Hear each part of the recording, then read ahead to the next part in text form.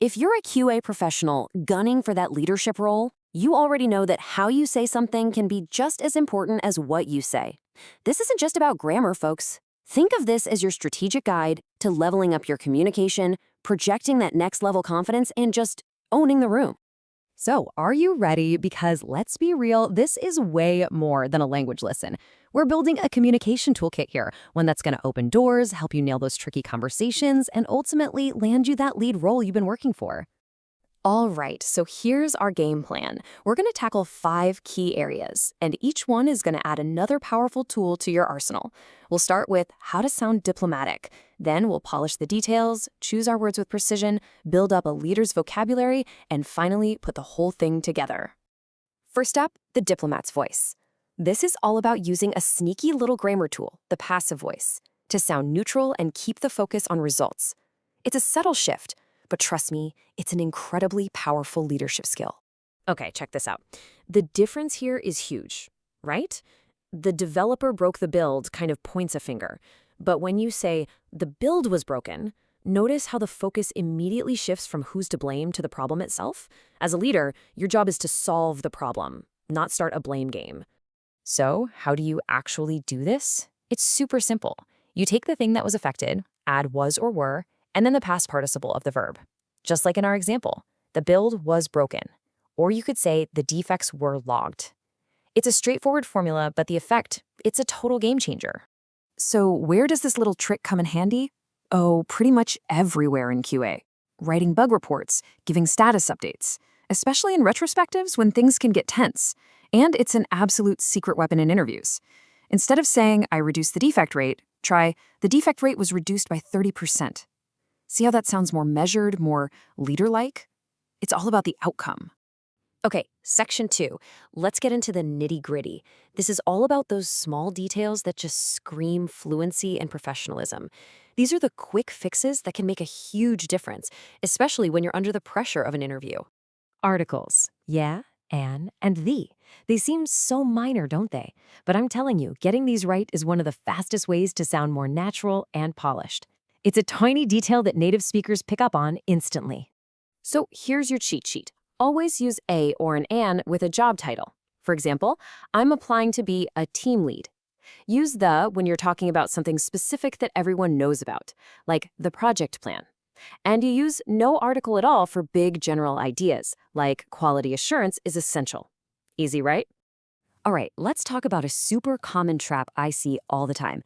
This sentence uses what we call a stative verb, words like believe, know, or think. They describe a state of being, not an action. Think of it this way. You can't really watch someone believing. And the fix? So easy. You just use the simple past tense. We believed, not we were believing. It's just cleaner, it's more direct, and it makes your stories in an interview sound way more professional. And here's another one that trips people up, especially when they're speaking off the cuff. The word didn't already does the job of putting the sentence in the past, so throwing another past tense verb right after it is just overkill. So here's the golden rule, and it's a simple one. After didn't, always use the original base form of the verb. Didn't meet, didn't finish, didn't deploy.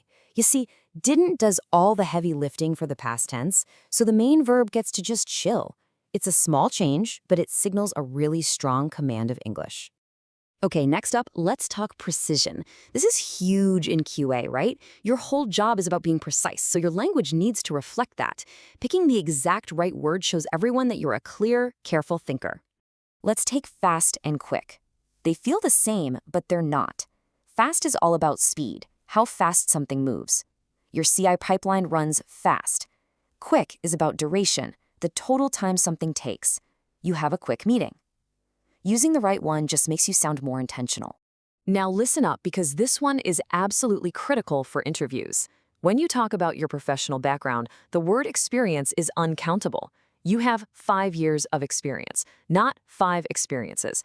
Now, you can say the launch was a valuable experience, but for your resume and interviews, stick to the uncountable form. It's a dead giveaway of a polished speaker. All right, it is time to upgrade your vocabulary. We're about to build your leadership lexicon. These are the words that show you're not just thinking about today's bugs. You're ready to talk strategy, team management, and the big picture. First word up, Prospects. This is a great one. It basically means future possibilities or your chances of success. It shows you're thinking long term about your career. And when you drop this line in an interview, wow, that is a power move. It immediately tells the hiring manager you're ambitious, you're serious, and you're not just looking for a job. You're looking for a career path where you can make a real, lasting impact. Let's fire through a few more game changers. When you undertake a project, you're not just starting it, you're committing to a big, significant task. When a practice is ingrained, it's basically automatic. It's part of your team's DNA. As a leader, you have to manage grunt work, those repetitive but necessary tasks. And a key goal for any leader is making sure your team is data literate, that they can actually understand and use data effectively. So let's bring it all home. How do you take all these little pieces and turn them into a real, tangible strategic advantage? Think of these as more than just grammar rules. They're your tools to communicate like the leader you want to become. So here it is, your new communication toolkit, all summed up. Use passive voice to be the diplomat. Master those little articles and tenses to sound totally polished. Choose precise words because you're a precise thinker. And use that leadership vocabulary to show you're ready to talk strategy. Every single one of these elevates how you're perceived. And that's our deep dive. But look, knowing this stuff is one thing. Using it is another. So here's my challenge to you. Looking at this toolkit, what is the one small change you're going to commit to making tomorrow? In your next meeting, your next email, your next interview, just start there. Build your authority one word at a time.